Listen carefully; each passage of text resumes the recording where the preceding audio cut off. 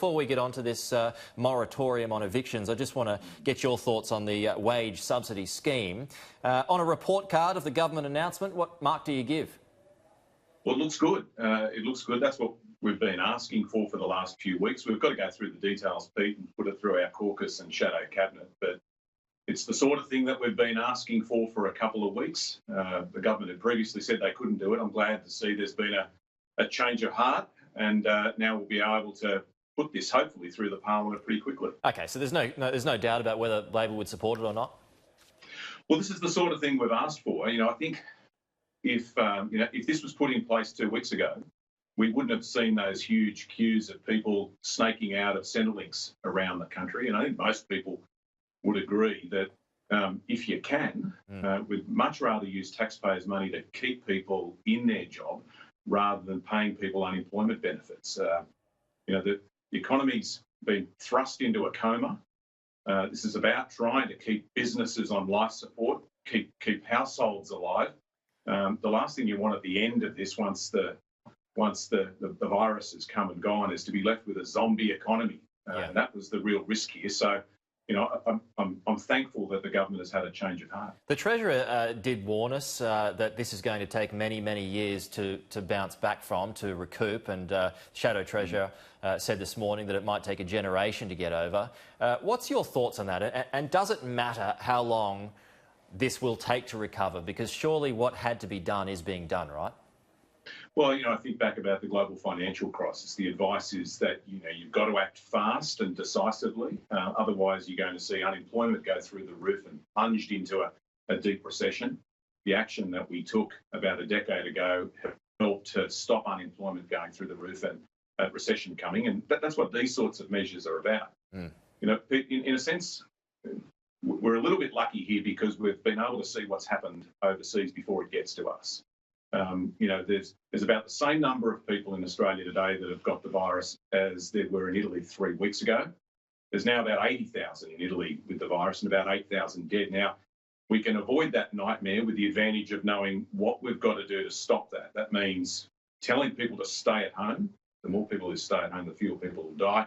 Preparing our hospitals, getting more ventilators. But it also means looking at what other countries have done to help save their economy. And the POMs, I think the Kiwis and a couple of other countries have adopted this wage subsidy idea. That's why we said it's a good thing to do. And I'm glad the government has listened and adopted the idea. Do you think people are reflecting more kindly perhaps now on the efforts of the Labor government back in the GFC? I'm not sure. And really, that's not what we should be focused on here. We've got to fight this war. This really is a war. It's a world war. It's going to affect every country, infect every country. We've got to make sure that we get the big calls right here to help Australians. Where the government gets those calls right, we've got to back them. Where they get it almost right, but there's a few extra things to do. I think it's the job of the opposition to say we can tweak this and improve it. That's why we argued for that partner payment change. And where they've missed things, I think it's part of our job is to say, what about this? And that's why I've been arguing that we need a freeze on evictions over the next few months to make sure that we don't have people punted out of their house at the same time as we're telling everybody to stay at home. OK, well, just on that, there has been a moratorium that has been placed for evictions, both in the commercial sector and the private sector as well. What's your thoughts on that? And is it airtight? Are landlords able to wriggle out of that if they can? Well, first, it's a good thing that the Prime Minister's announced that this will happen. As I said, we called on it to happen a couple of weeks ago, or a bit over a week ago. The next step is for the state governments and the territory governments to put in place laws to make this law. The Tasmanians have already done that. They did that last week. But it'll be how the laws are drafted that's important. And it's also going to be really important that real estate agents, perform a sensible, cooperative, sensible approach here. We want to make sure that people aren't dudded. There's obviously a risk that could happen. So the laws have got to be airtight. We need real estate agents to help landlords and tenants to sort this through. It's not a waiver of rent. People are ultimately going to have to pay it. But what we don't want is people who are unable to pay the rent now because they've lost their job to get thrown out on the street or forced back to go home to sick and old parents who are in isolation at a time where we're all being told to stay at home. So, yes, sorry to interrupt, but I mean, in the commercial sector, if landlords do decide to take a hardline approach, do you suspect that there'll be more people like Solly Lou who'll just refuse to pay up? You know, if there's an attempt to try and kick people out, I think they'd struggle to find another tenant at the moment. It's that serious at the moment. But if the laws are structured properly, then we'll avoid that problem happening. Okay.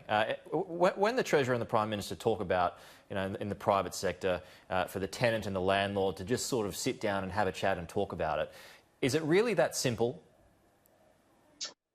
It should be, shouldn't it?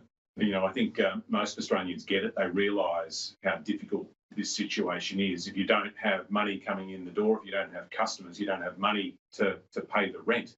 Well, that's the thing, isn't it? Because some landlords, that's their nest egg. That's their entire income. Right. And this is, you know, in the context of residential rents, what I've been arguing is we've got to look after landlords as well. We've got to look after those homeowners. They rely on that rent every week either to put food on the table for their own family or to pay for the mortgage. That's why the deferral of mortgages by the banks and the building societies is the right call, and I congratulate them for doing it. There's thousands of people that have already deferred their mortgages. But it might require governments to go the extra mile and help with providing tax relief, either land tax relief or other forms of tax relief for landlords who are really struggling, where they've got a tenant who's lost their job and has no way of paying the rent, or at least can't pay the rent in full for the next couple of months. Jason, just before I let you go, just finally, your thoughts on Virgin Australia. It needs $1.4 billion for a bailout. You know, is it an inevitability that will have to be given to keep two major airlines running in Australia? Well, we want two major airlines. I think most Aussies watching today would say you don't want at the end of this to be left with just one airline. So we're open to that. Catherine King, the Shadow Minister for Infrastructure and Transport, is working really well with Michael McCormack, the Deputy Prime Minister, on this. Whatever it takes here to help to make sure that we don't get left with that zombie economy I mentioned before, we should be open to all of those ideas and working together, Labor, Liberal, federal government, state government, private sector and government, to help get us all through this.